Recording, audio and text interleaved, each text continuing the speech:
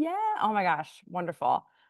So this panel is leading through the unknown, how communicators navigate disruption and change. There we go. I was like, we are all here, right? Very excited. So we have Amira Barger. She is the Executive Vice President of Communications, Change Management, and DEI. You are the one doing the real work here. At Edelman, Kirsten Laaspere, the Director of Corporate Communications at Akamai Technologies, Kevin Israel, Associate Director of Crisis Communications and Reputation Management at Verizon, and Michelle Geib, yes, Manager Internal Comms at the Chamberlain Group. So, very exciting. I messaged the panelists last night in the evening. It was already dark, so it's fine if you didn't see it. But I do like to kick panels off with like a little bit of a lightning round. I know I said like Edelman, Verizon, da da da. You're like, I know what those companies do. I'm like, but do you? So I would love for each panelist to go around in just like a minute or two. And I also like to set context because, places will be like, oh, we should, combine project management and change management. We should blah, blah, blah, blah, blah. And someone's like, well, I work at 100,000 person company. So I'm one change manager in a department of change managers in a department of what, and I'm like, oh, well, that the context doesn't apply. So just to put a frame around your answers, I would love to know how many employees your organization has, or how many employees you are kind of talking about when you're talking about a group of people, what industry it's in, and what your company does, like in your words. And we can just start alphabetically. Why not? Amira, you're up. All right, I'm up first. Hello, good morning. It's still morning here on the West Coast in San Francisco. Good to see you all. Great to be here. Amira Barger, Executive Vice President at Edelman, as you mentioned, one of the world's largest communications firms, and we have over 7,000 employees in 66 offices globally. And we sit at the intersection of communications, marketing, and trust, which is our sort of big claim to fame. And we help organizations to tell the truth well, especially when it's hard. And Edelman partners with clients across every industry you can imagine, from healthcare to technology, nonprofits, and government. And we help them navigate complexity. We help them protect their reputation, but also to earn trust in an era where every action we take or don't take is amplified and seen and codified in moments and social media. And my particular practice focuses on communications, change management, and DEI advisory, as you mentioned, really helping leaders to think about disruption, but also to design workplaces where trust is actually operational, not this aspirational sort of abstract idea. And in 2025, one of our biggest disruptions that we are facing is to help our clients face the erosion of trust that is happening and growing in institutions, but also in information itself. So it's not just a communications challenge, it's actually a societal one. We're seeing employees and audiences alike question who to believe and what's real. And so we're helping them to rebuild the connective tissue and equip their leaders to be clear, because clear is kind, as Brene Brown told us. Thank you so much. Kevin, you are up next. Kevin Israel, corporate communications with Verizon. My team handles crisis communications and reputation management. Verizon is a 100,000 plus employee company that provides wireless and fiber optic services to residential and housing and businesses. My team, which is two people, acts as an interface on the corporate communications team, which is about 120 people, to respond to and to foresee any challenges and issues coming up. We work directly with our VLC, which is the top 12 folks at Verizon, to ensure that they have messaging as these various challenges present themselves and as we prepare for them. One of which, for us as a technologies company, significantly is anything cyber crime related. I'm sure you've all been without service for a minute, an hour, a day. And often it's because of bad actors nationally and internationally. And it's something we deal with on a daily basis because they are getting better as we get better at defending. They find new ways to beat those defenses. And it's just a constant chess game. And both corporations and our government are constantly behind the eight ball trying to predict what's next. So it's on a communications standpoint, especially from a company that's just providing a service so you all can stay connected. It's always a challenge saying, yeah, sorry, somebody did something bad. That's why you couldn't call your aunt. And you don't really care. You just wanted to call your aunt. So we have to provide the information necessary so people feel okay about the situation while also ensuring them that it's going to be resolved timely and that it won't happen again, which it will happen again. All right. Thanks, Kevin. I mean, that was bleak, but thank you. I was literally was like, I forgot about cybercrime. I've gotten to 12:45 Eastern and I haven't thought about cybercrime. You know, You're welcome. I feel blessed this far. And then I got that far to lunch. All right, Kirsten, you're up. Well, I only focus on cybercrime. So I work at Akamai Technologies. The 10-second version of what we do is, do you like the internet? You're welcome. We power and protect life online with solutions across delivery, security, and compute. We have more than 11,000 global employees, but I focus on the 2,000 person security subsection of that org. I manage a team of 2 also, and we do focus on executive and employee communications, but in partnership with folks like crisis comms, PR, et cetera. And at the risk of using a buzzword, we talked about buzzwords earlier, the major disruptor I thought of first was AI, and specifically AI as both a new attack enhancer, folks using AI to be better attackers. It's a new attack surface. So, hey, I'm using an AI bot, and now that can be attacked and manipulated. And of course, in my role leading communications, it can be a potential tool, but largely still untested. So that's a big disruptor as well. Gosh, and Michelle. Hi, I'm Michelle Geib. You got it right. Well done. We have about 6,000 employees at Chamberlain Group. We are a software and tech company. Chamberlain Group is a global leader in intelligent access solutions.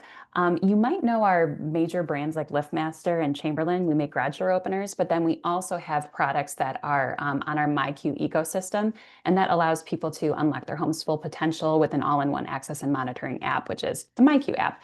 And it also delivers seamless, secure access to businesses and communities worldwide. And our biggest disruptor is certainly everything that everybody's talked about with things that could happen and everything like that. But definitely the thing that we're most in the trenches on is app outages.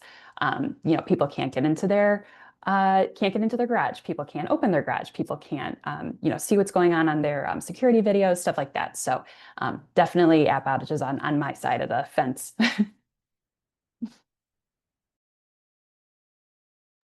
Again, I am like, it's just scared. All this morning I've been scared listening to all these things. Okay.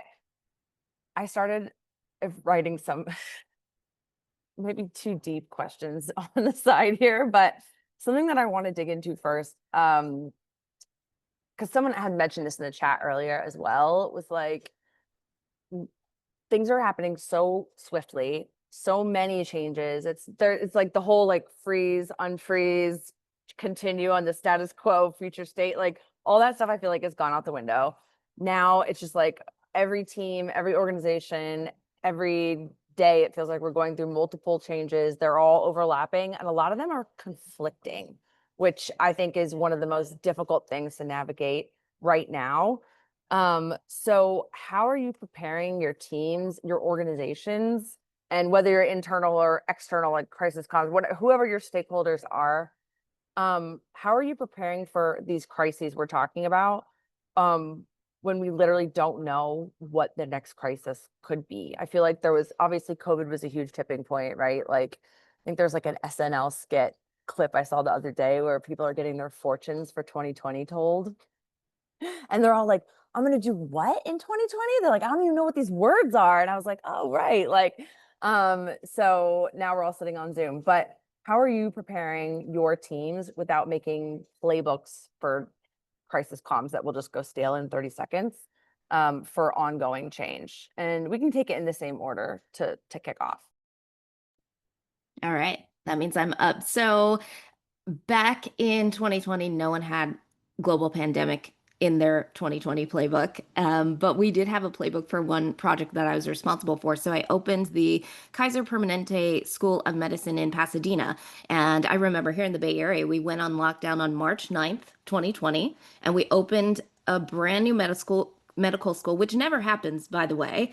And we opened it on July 27th of 2020. And so before the crisis ever hit, part of our communication goal was to have a crisis response framework at least in place, right? A cross-functional team, a decision tree, a communications deck that outlined, who would speak, how quickly, and through what channels.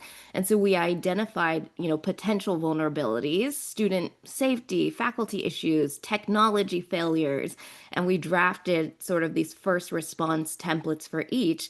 And when COVID hit, we weren't starting from scratch. So that's what we constantly do, right? Here at this comms firm I'm a part of is we're always doing a little bit of crisis improv, which is, I think, a very helpful practice and muscle to work through, because responding to crisis, it is a muscle. And if you don't strengthen that muscle over time, it will atrophy. And so we would do drills that would build the agility of our team and really tone that discipline for them. So something as simple that everyone here could do is, do some crisis improv, start with invent a headline, whether it's campus outbreak, leadership resignation, data breach. The second thing you can do is to draft your first 3 sentences, right? One factual piece of information, one emotional piece of information, and one that is action-based. And then the third thing is to role play the hardest stakeholder questions. And that kind of makes, the kind of questions that make your throat tighten, right? And clam up. Be practiced, do a little bit of crisis improv. And it's something that we do as communication practitioners all day, every day, because you don't know what's going to hit or when. And if you have these tools built in and that muscle built as sort of second nature, it helps you to move and to pivot in the moment when uncertainty strikes, because it will. Like I said, none of us had COVID-19 on our bingo card, but because we had done our crisis improv for years, we were as ready as one can be. Amazing. Kevin. Yeah, I agree with everything that was very well said. But I think the important thing in preparing for crises or challenges, especially when in this uncertain time, when number one, you can't predict what's coming, and number two, the news cycle lasts about 7 minutes and then they're on to the next thing, and you never know what there is gonna have a longer shelf life. Number one is creating within your team, if you're acting like we do as sort of the hub of truth, the trust there for your team to know to come to you and to bring you things more, and let the information flow more free. A lot of times people say, well, I didn't want to bother you with that, it didn't seem like a big deal. And I tell everybody constantly, if it sets your spidey senses off at all, come to me. I'll gladly tell you I don't have time for it. But I'd rather hear it than not hear it, because you just never know. And often, even if it's not an issue then, it could be an issue, 5 days down the road, 5 months down the road. So I'd rather hear. So you want to create that open line of communication with all of your team and your stakeholders, whoever's coming to you, whoever expects something from you. Make sure it's a give and take relationship.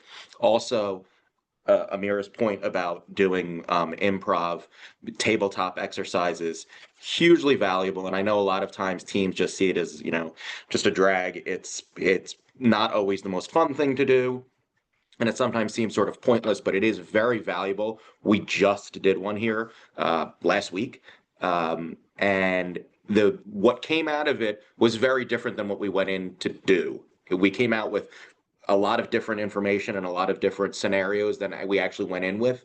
And because, especially here at Verizon, we're such a big company and we have so many people working on so many different things that touch so many people throughout the country and the world, they see things through their very narrow lens. And we as the communications team, we don't always know that or understand that. So being able to have that opportunity to interact with folks and talk about what they're seeing and providing your sort of flavor to it is really, really helpful. And again, and you know, to your point, Caitlin, the playbooks, the crisis communications plans, they are sort of stale in a way, because it's like, you know, you're going to you're going to put it on a shelf. Nobody's ever going to use it. Nobody's ever going to look at it. When a crisis breaks out, they're just going to call me and we're off to the races. But it's a great exercise to do, which is also something we just did here. We created started off a 100-page crisis communications plan. We were able to pare it down to 50. But what it did was it allowed us to create as many scenarios, again, as Amira was saying, as possible, come up with just crazy, crazy stuff. Because number one, it makes you think outside the box. And number two, it gives you the chance to say, oh my God, this is coming. We should probably talk about it. I didn't think about it before, but now let's talk about it. And the last thing I'd say is, and I'm just going to keep repeating what Amira says, so I really shouldn't even be talking. Doing like an FAQ for in a crisis situation. Before I came here, I worked at a crisis communications firm for 5 years. And one of the first things we'd do with a client, regardless of size, when they came to us with whatever the issue was, we'd say, we're going to sit down, we're going to create the 20 most difficult questions that are going to come at you.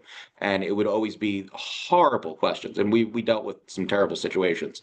And the client would always go, well, I don't want to answer that. And we'd say, well, of course you don't want to answer that, but that's what you're going to get asked. And we have to decide how and if you're going to answer that. And it is a very painful process, but it's so important and so valuable, because once you have that document, once you have that assemblage of knowledge, you at least are prepared, because we all know what the reporters are going to ask. We know what they're looking for, and they're not going to ask you the easy questions that are just, oh, what are you going to do about this? They're going to ask you the horrible stuff that you don't want to answer. So being prepared for that, forearmed is forewarned, forewarned is forearmed, one of those things. It's just so important, and it is really such a valuable exercise. I totally agree. When I worked in-house, an old CEO that I worked with, well, they weren't old, they're old to me now, used to message me and say, come in and do that thing where you ask me all the mean questions. It's like, what? Like, I'm just going to say an idea or something and just ask me, you know, all that when you make me feel bad about myself. And I'm like, oh my gosh. I was like, this is like, I'm like, why'd you think of that? What here, like, right? Like all the questions people are going to yell at you and da-da-da. And because I said this earlier about like people having to fall off the playground before they actually take you seriously. But like a couple of times he's like, I had no idea that was going to happen. I'm like, I did. Right. And I'm like, here's the list of all the things that I said was going to happen or questions you would be asked. And I highlighted the ones that actually went down. And he was like, why is that so accurate? And I was like, I don't know, dude, this is my job. Like, what do you want me to say? I'm good at it. Okay. So, and it was fun watching him squirm. I'm just going to be serious. Like, seriously. Okay. Kirsten. All right, I was going to talk about roles and responsibilities and making sure that's clear. I think Amira and Kevin both talked about that as well. Make sure everybody knows who to go to so that that's not confusing. But I will also add there, be friends with legal. Legal can be amazing. They can be wonderful humans. I love our legal team, and we bring them in as early as humanly possible, and they love that. And so that's always really effective. We talked about roles and responsibilities. I think something else that's really, really important is making sure anyone who might possibly touch communications, so sales folks that might get called by customers, services folks that deal with customers, PR, executives who might be on, big conversations, make sure they all have a really good foundational understanding of your brand's tone. Because then even if they don't know the exact words that they're supposed to be saying in the situation, they know this is how I should respond, or, our tone, our brand identity is don't say anything unless we're ready. And so I know I'm going to say, I'm actually not ready to answer that question. Let me go get the right answer, right? Is that what your company wants to do? So make sure everybody has that foundational understanding, and then they can wing it. They can do that improv, in the moment. And we also always have FAQs. Like the second we might have to talk about something, there's one document, one FAQ, bring all the experts in, everybody gets filtered to that one place. Things are identified as like, this is okay to answer externally, this is internal only, this is reactive only. Like, please don't say this unless somebody directly asks you about it, but one place so that it's not confusing. So that's I echo everything else and then add a little bit to it. Love. Michelle. Yeah, very, very similar. I'm glad that we're all on the same page about it. Yeah, definitely preparing as much as you possibly can, running as many scenarios as possible, definitely roles and responsibilities, just so that there's no confusion about who is in charge of what. And if that requires like a quarterly update, like do it, and everything like that. That's what we try to do. Just because exactly like everybody else said, it's like, it can get stale. But I just think that you can try to be as prepared as possible. Sometimes you're going to have, especially like, for instance, like when I was talking about like our app, like sometimes you've got apps where it's like the app is just down for a little bit. It's a known issue. So we've just got like a standard message of like, our app is down. We know what the cause is. We're trying to work to get it back up. It'll be up as soon as possible. So sorry for any inconvenience. Um, so it's like, you've got those kinds of things. But if you prepare for as many scenarios as possible, if something unexpected does come up, maybe you can kind of like Frankenstein something together and be like, okay, well, like we've got like this issue that happens over in this scenario and this issue that happens over in this scenario. And then at least you have like some kind of idea of where to go. And then just knowing that you're going to have to tailor it as you go is just kind of like the name of the game kind of thing, unfortunately. But yeah, I think just being as prepared as possible, having talking points prepared for executives and other senior leaders. Um, when we were talking earlier about like anchor messaging, everything like that, making sure that your executives have media training, anybody who's going to be forward facing. We also, our corporate communications team handles crisis. We also, like when we alert internally our employees, like if there's ever like a huge issue, and we alert them, we say like, if anybody contacts you, do not talk to them, direct them to us, because we will tell you exactly what to say. Like we've got all the information, we've got it nicely said, like, please don't talk to the media. Like, and not to be like cagey, but to just be like, we want to make sure that we're getting the correct message out and that it's clear and concise. Because like if someone's like, I don't know what's going on, and then someone writes up like, no one knows what's going on over there, it's like so bad. So yeah, just trying to control the messaging as much as possible and just trying to be as prepared as possible. And certainly clear swim lanes, clear roles and responsibilities, to use a couple more buzzwords and jargon and whatnot. But yeah, echo everything everybody else said for sure.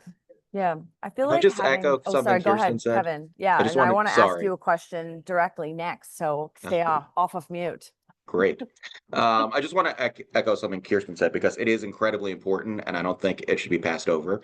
Lawyers are a huge part of this, a massive, massive part. Anytime there's a crisis, anytime there's a challenge, if you're working for a corporation, an institution, nonprofit, government, there's always going to be lawyers involved. Having those relationships before a crisis hits is so important. In a former life, I was a lawyer, and I know how difficult lawyers are, and they often don't take us seriously, and they don't take anybody who doesn't have JD or ESQ at the end of their name seriously.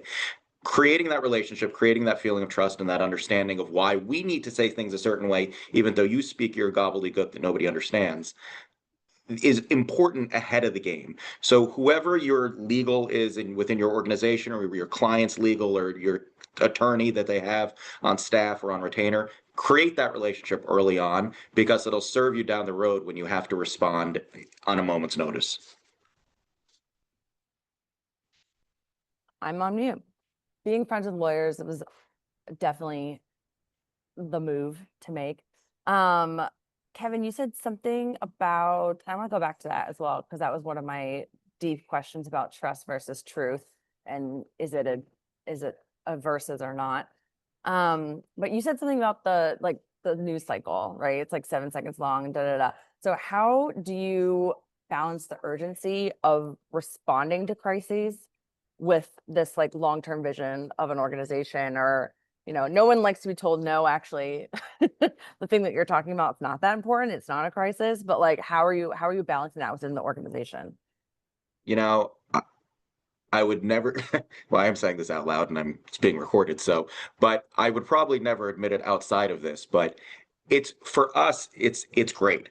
It's a great thing that the news cycle is so brief, because when there's a problem, people don't focus on it for very long. When I got started working in politics 20 years ago, if one of my employers, my bosses, the legislator I was working for, was going through something, we'd have to create this long-term plan of how we're going to communicate it. The creation of the issue and the evolution and the exit strategy of whatever now it's like we're putting out a statement, and 3 minutes later, something's going to come out of DC that's going to blow everybody out the water, and they're going to forget about whatever they were just saying about Verizon.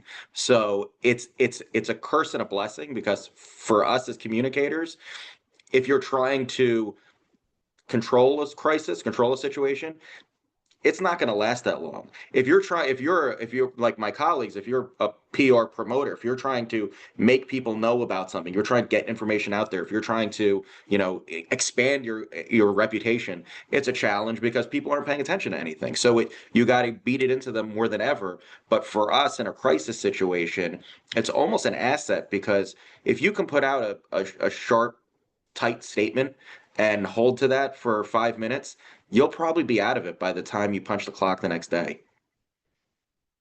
That is 100% true. Anybody else? Kirsten, do you have something to say? Yeah. Yeah, I think one of the things that we balance a lot is while you're putting out the fire. So like there's an attack, there's something else going on. While you're putting out the fire, how can you also think about the opportunity?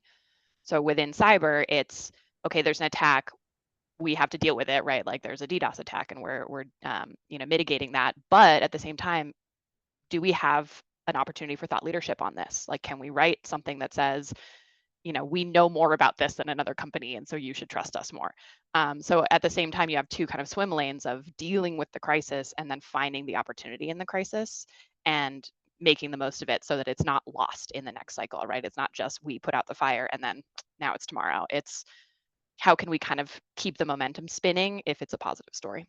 Yeah. Do you ever encounter, or have you encountered anyone like leader pushback where they're like, I want to move past this as quickly as possible versus get creative and maybe dig into some, even if it is positive, or if it's not positive and you can say how you're dealing with it better.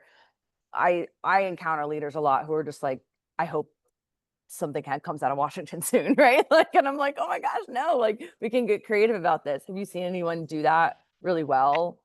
I think it's more about speed. We get a lot of pushback on we're not ready. We shouldn't say anything right now. Like we should talk about it more. We should do 700 more reviews before we put anything out. And so we do a lot of pushback on like, no, we have to jump on it now because people are going to forget tomorrow. And so I think that balance of putting something out fast versus, is it the right thing to say? That's where we have a lot of our arguments with our execs. And I think more often it's your leadership team saying, we want to say more. We want to, you create your statement, you say, this is our messaging, we're going to stick to it. And they say, well, can't we just explain why X happened and they'll understand? And you're constantly fighting that urge of people just to say, well, if it's the truth, why shouldn't we to say it? It's because the truth is only part of the story, and you're not, they're going to fill in the gaps. So we're constantly fighting with our leadership's constant nature to want to talk more, where we're saying we need to be controlled in our messaging and stick to our talking points and ride out the storm, because it's not going to last long. But the more we say, you're just breathing air into this fire. That's a good point too. Amira, I saw you in the chat saying legal is your best friend. Legal is like, I feel like legal is like my frenemy. Like he'd be like, "Oh, we have to do this," and I'm like, "What?" That's He's more like, accurate. right? He's like, "Well, it's the law," and I'm like, "I don't care." Like, what? That is, everyone's gonna be so upset, and like here's all the implications of your little law. And he was just like, "Well, blah blah blah," and I'm like, "Okay, well, like, what are we talking about right now? Like, what has to happen?" So, what are your top tips for becoming frenemies with legal? And I know we were talking earlier about like getting leaders to like bring comms in early, but how do you become invaluable and respected, Kevin, by the lawyers? Amira, any top tips? I mean, I think people like to be consulted. The frenemy is the more accurate term here, but, I've learned to make sure that they know and understand that I get where they're coming from, right? There's a lot of risk averse nature to the lawyers, despite the flowery words I want to put together from a comms perspective. But I think goes back to something Kevin said and something you were going to ask earlier about trust versus truth. And we live in the world of trust and our trust barometer here at Edelman. And I've learned over time in working with legal specifically that trust and truth feel like enemies because truth is immediate and trust is cumulative, right? So truth tells people what is, and trust determines whether they'll believe it. And so in moments of crisis or disruption, those two forces can collide, but you can tell the truth and still lose trust if your timing, your tone, and the transparency feel off, which Kevin was alluding to earlier. And you can also temporarily preserve trust by withholding a hard truth, but that's a short-term illusion that I think always costs a little bit more. So in partnering with legal, I've learned to consult them, make sure that it's more than just a checkbox exercise, but know that they know I really do see them as a partner. Like, I understand the risk aversion. I don't want something that's going to get us sued either because of the statement that we put out. And I very much value their take on the words that we're putting to pen to paper on, and for how we go out in the world and the implications it might have. I find that our legal besties can see around corners or are looking around corners that I may not have thought of. And that perspective is so valuable to have in the room because we're coming from very different vantage points and they have to be a partner. It's not just a checkbox exercise of, oh, did legal review this? And I don't only bring them in at review. They're at the table throughout the entirety of the process because their vantage point and the corners they see around has to matter, and it does. I like that people being in the room. Kirsten, do you have something to say to that? Yeah, I just for us, I feel like it's relationship building ahead of time. Like if we bring someone in from legal and they see in the document that, these three people have already had their hands on the language and they, oh, like, Jim's already seen it. Okay, cool. Like then I know it's going to be 99% of the way there and I just need to do my sign off. And that level of trust of who's already involved, they're gonna know, generally what to say. Like, yes, they don't have that JD at the end of their name, but they know what I'm going to take out of their paragraph anyway, so they've already done that. And so having that relationship of trust helps the process go smoother, so we're not fighting each other. Say, Michelle, so going off of this trust, you're leading like internal comms, right? There's still you're like Chamberlain is consumer facing. So how are you collaborating with external communications, PR, marketing, or crisis comms, or anything on the internal side? I feel like sometimes external communicators, if there's like an internal external divide, they can be like, oh, you write the newsletter, so like we have something newsletter worthy, we'll let you know. And I'm like, oh my gosh, like this, everyone who works here, it's like the most important stakeholder. Like what? So how are you collaborating with internal external comms to make sure that everything is aligned and it makes sense? I'm very lucky. My team, we have kind of a mixed external communications outlook. So like, while yes, I do lead internal communications, everything that we have internally is meant to be able to be communicated externally and vice versa. So within our, and this kind of goes back to the preparing in advance kind of thing. We've got a ton of people on our crisis management team and like in different sectors of that team. Like, we've got like a cyber crisis and like an app outage, like, everything like that. And it's different people on different teams, but there's certainly, a Venn diagram. But much like Kirsten said, legal is in that team from the get-go.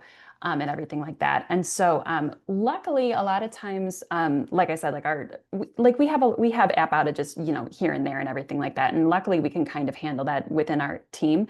But if things start to get a little bit bigger, like if we ever have something that's getting into the public knowledge, we will, do press releases and any other kind of things like that. And then internally, we'll let our employees know, because the other thing too is that you really don't want your employees to find out something that's happening at your company from someone else. So it's like, then if anything gets big enough, we will alert people internally and we'll just say like, hey, here's what's going on. We're gonna issue this statement. We'll always try our best to have them know what's coming like before anybody else, even if it's like 10 minutes before. And we'll just say, this is happening. This is what we're doing. We're mitigating it in this way. Here's the FAQ and everything like that. But we definitely want our employees to not feel blindsided by something that we're handling.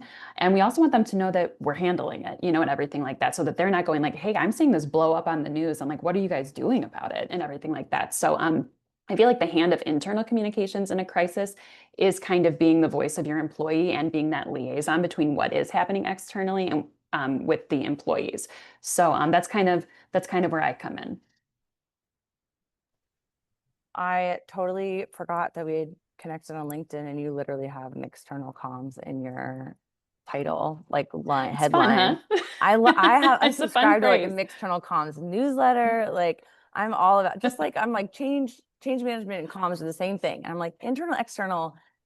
Is this they're like this is the human audience, and like I don't care, right? Because like Exactly, how many exactly. times have you been somewhere where they've been like, Change management is kind of like, I mean, if it might be a bit of a stretch, but it's like change management is kind of like the crisis comms for an internal audience. It's like, you know, Internal. you're trying to like guide people through an emotional event, I know. other kinds of businessy events and whatnot. So it's kind of that intersection of business and people, and I like Well, that a it's like lot. So when marketing people are like, I don't really understand change management. I'm like, what? What's your job? And they're like, well, people aren't doing something, and then I get them to do it. And I'm like, oh exactly. my gosh, do you know what's exactly the same?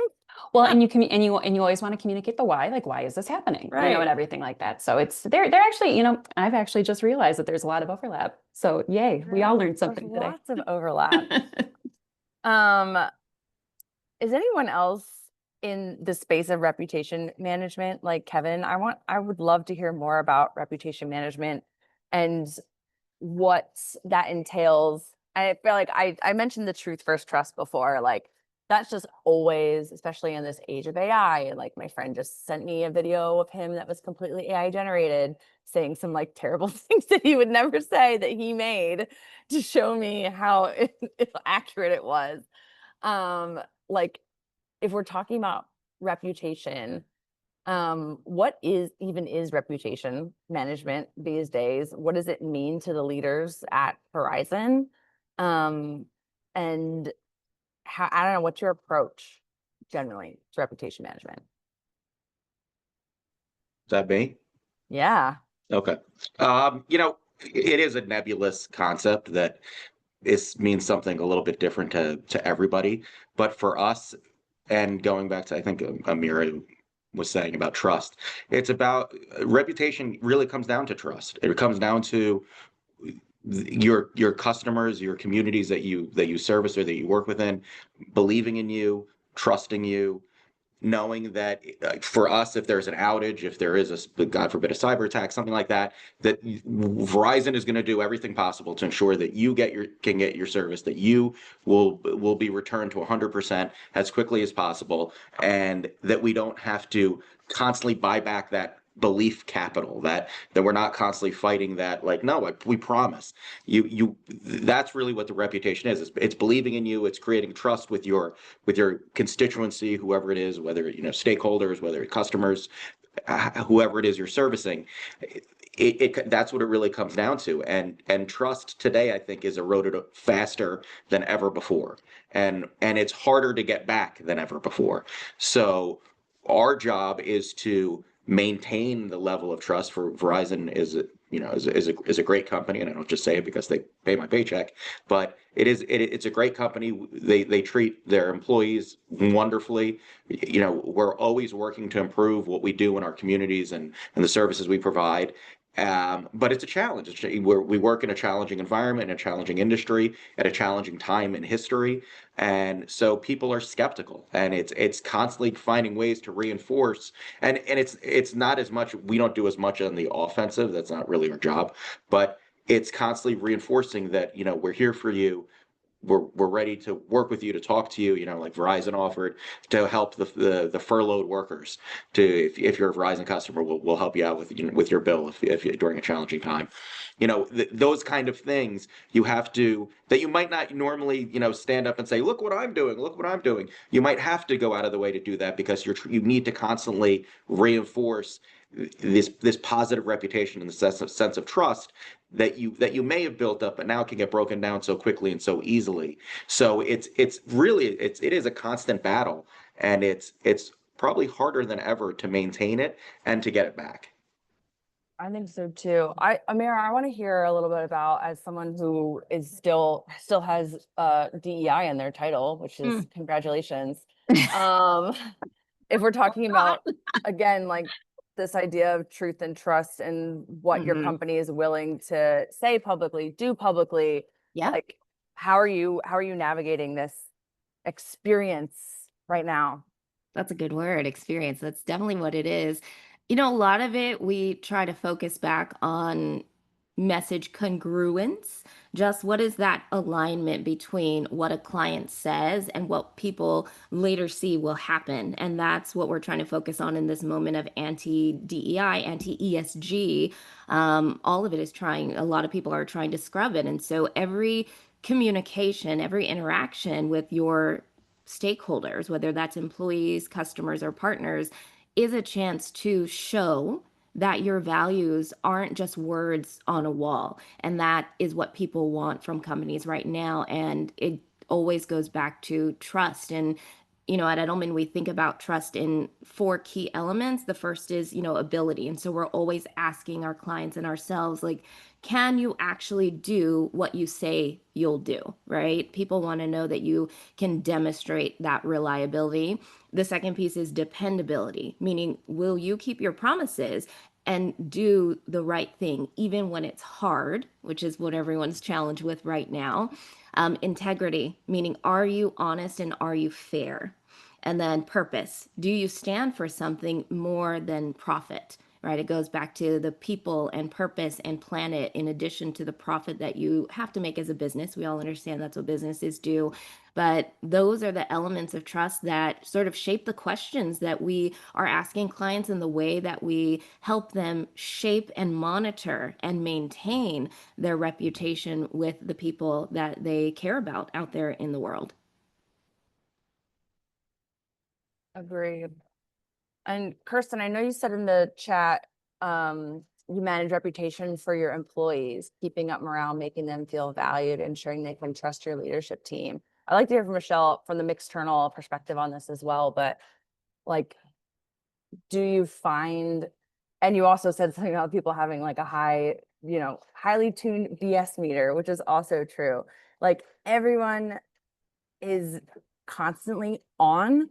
They're seeing exactly what's going on internally and exactly what's going on externally at the exact same time. And they're talking about it internally and externally in real time. Like I remember a C-suite leader sat down and like looked at my Slack one day. Like he was like over my shoulder. He's just like, what is this? I was like, it's Slack. He's like, why is it moving? Like it was literally like so many people were slacking that it looked like a ticker chart or something like that. And I was like, oh, this is like our internal like general Slack. And he was just like, oh my God. And then his like reaction was like, I want people out.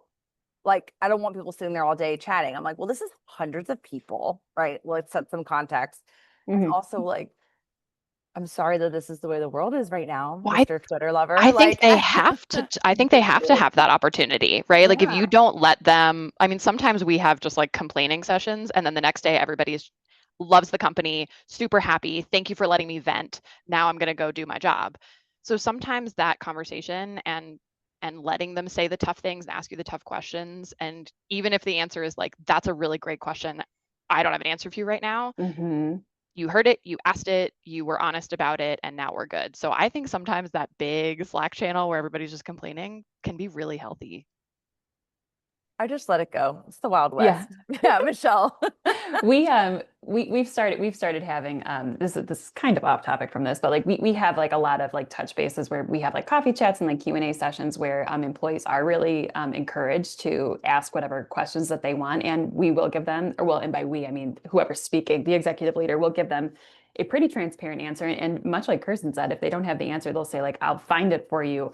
And honestly, like, and that's kind of the other thing too, is it's like, as the corporate communications team, like we're very close with the executive leaders, and people look to us and they go like, is this really like what they really mean? And we're like actually like truly 100%, like they are being so transparent right now. And so like they look to us for that kind of clout as well. So yeah, definitely just trying to keep them informed, engaged, and like let them know that everybody's got their best interests in mind. And like, you know, again, like I totally, and then Kirsten also said later about like the BS meter and everything like that. Like, yeah, it's like trying to stay away from the buzzwords and stuff like that. I mean, some of them are unavoidable, unfortunately. I've already said a couple of them on this session, but like, yeah, just trying to be as like real and authentic as you can be.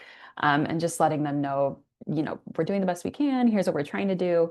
Everything like that, and just trying to keep them informed and like just letting them know that like this is not something that we're just like blowing off. Like we're really invested in this. We're invested in making sure that you are informed as well. And Amira talked about keeping promises too, right? Like closed loop communications is something I talk about all the time. Like if you say you're going to do something, if you promise this is how we're going to fix this problem, this is we're going to, get the app up in 24 hours. Tell them that you did that. Hey, guess what? We did it. Or we didn't, we're not going to meet that goal, and here's why. So making sure that you're not just saying that the thing over here, you're actually closing the loop on the other side, both internally and externally. I'm muted again. Oh my gosh, that 45 minutes absolutely flew by, Catherine, just like you said it would. She's like, it's gonna go so fast. And I was like, 45 minutes is a long time, like to work out or take care of my kid or whatever, but chatting with colleagues, it just flies right by. So thank you all so much. I feel like we could talk about these topics like all day long. And Catherine, I'll pop it over to you. Yeah, thank you guys so much. Thank you, Caitlin. You are obviously amazing, and I appreciate all your insight. That is a wrap for day one. We will be coming back obviously tomorrow morning, so I hope you guys can all join us. But again, next week, you're going to receive an email from me with the OneDrive link to our today's and tomorrow's recording, chat notes, and presentation slides. I'll also be sending out some survey links. We appreciate all feedback that helps us improve our events. But thank you guys so much, and I hope we see you tomorrow morning at 11 a.m. Eastern. Bye, Yes, everyone. very exciting. Thank you all so much. Thank you. Thank you.